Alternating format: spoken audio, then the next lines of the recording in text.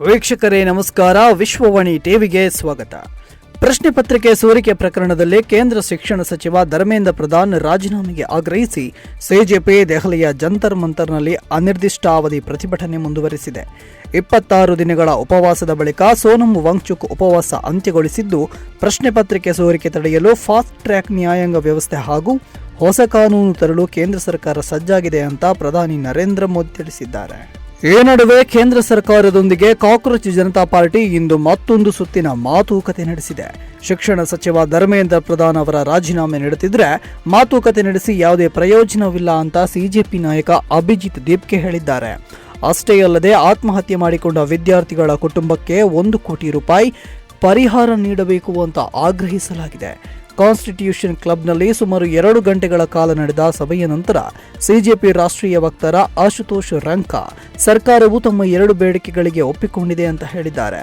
ಆತ್ಮಹತ್ಯೆಯಿಂದ ಸಾವನ್ನಪ್ಪಿದ ನೀಟ್ ಆಕಾಂಕ್ಷಿಗಳ ಕುಟುಂಬಗಳಿಗೆ ಪರಿಹಾರ ಮತ್ತು ಪ್ರತಿಭಟನಾಕಾರರ ವಿರುದ್ಧ ಯಾವುದೇ ಕ್ರಮ ತೆಗೆದುಕೊಳ್ಳುವುದಿಲ್ಲ ಅಂತ ಸರ್ಕಾರ ತಿಳಿಸಿದೆ ಅಂತ ಹೇಳಿದ್ದಾರೆ.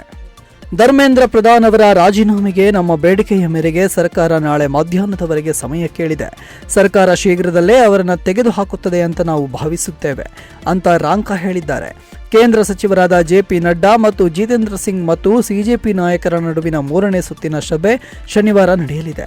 ಕೇಂದ್ರ ಸರ್ಕಾರ ನೀಡಿರುವ ಭರವಸೆಯ ಕಾರಣದಿಂದ ಸಾಮಾಜಿಕ ಹೋರಾಟಗಾರ ಸೋನಂ ವಾಂಗ್ಚುಕ್ ಅವರು ಗುರುವಾರ ಕಳೆದ 26 ದಿನಗಳಿಂದ ಕೈಗೊಂಡಿದ್ದ ಉಪವಾಸ ಸತ್ಯಾಗ್ರಹವನ್ನು ಅಂತ್ಯಗೊಳಿಸಿದ್ದಾರೆ.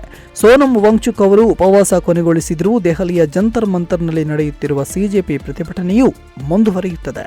ಸಿಜೆಪಿ ಸಂಸ್ಥಾಪಕ ಅಭಿಜಿತ್ ದೀಪ್ಗೆ ಧರ್ಮೇಂದ್ರ ಪ್ರಧಾನ್ ಅವರು ಶಿಕ್ಷಣ ಸಚಿವ ಸ್ಥಾನಕ್ಕೆ ರಾಜೀನಾಮೆ ನೀಡುವವರೆಗೂ ನಮ್ಮ ಶಾಂತಿಯುತ ಪ್ರತಿಭಟನೆ ಮುಂದುವರಿಯುತ್ತದೆ ಅಂತ ಸ್ಪಷ್ಟನೆ ಕೊಟ್ಟಿದ್ದಾರೆ.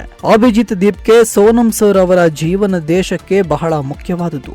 ಅವರು ಉಪವಾಸ ಮುರಿದಿದ್ದು ನಮಗೆ ಸಂತೋಷ ಮತ್ತು ಸಮಾಧಾನ ತಂದಿದೆ. ಆದರೆ ಅವರ 26 ದಿನಗಳ ತ್ಯಾಗ ವ್ಯರ್ಥವಾಗಲು ನಾವು ಬಿಡುವುದಿಲ್ಲ. ನೀಟ್ ಪತ್ರಿಕೆ ಸೋರಿಕೆಯ ವಿರುದ್ಧ ವಿದ್ಯಾರ್ಥಿಗಳು ನಡೆಸುತ್ತಿರುವ ಪ್ರತಿಭಟನೆಯನ್ನು ನಾವು ಮುಂದುವರಿಸುತ್ತೇವೆ ಎಂದಿದ್ದಾರೆ. ಸದ್ಯ ಕೇಂದ್ರ ಸರ್ಕಾರ ಶಾಂತಿಯುತ ಪ್ರತಿಭಟನಾಕಾರರ ವಿರುದ್ಧ ಯಾವುದೇ ಕ್ರಮ ಕೈಗೊಳ್ಳುವುದಿಲ್ಲ ಅಂತ ಭರವಸೆ ನೀಡಿದೆ. ಪರೀಕ್ಷಾ ಸುಧಾರಣೆಗಳು, ನೀಟ್ ಪತ್ರಿಕೆ ಸೋರಿಕೆಯಿಂದ ಪ್ರಭಾವಿತರಾದ ವಿದ್ಯಾರ್ಥಿಗಳ ಕುಟುಂಬಗಳಿಗೆ ಪರಿಹಾರ ಒದಗಿಸುವುದು ಸೇರಿದಂತೆ ಕೆಲವು ಮುಖ್ಯ ಬೇಡಿಕೆಗಳನ್ನು ಪರಿಗಣಿಸುವುದಾಗಿ ಸರ್ಕಾರ ಭರವಸೆ ನೀಡಿದ್ದರಿಂದ ಸೋನಂ ವಾಂಗ್ಚುಕ್ ಉಪವಾಸವನ್ನು ಕೊನೆಗೊಳಿಸಿದ್ದಾರೆ. ಇನ್ನು ನಾಳೆ ಮಧ್ಯಾಹ್ನದವರೆಗೆ ಏನು ಆಗಲಿದೆ ಅನ್ನುವುದನ್ನು ಕಾದು ನೋಡಬೇಕಾಗಿದೆ.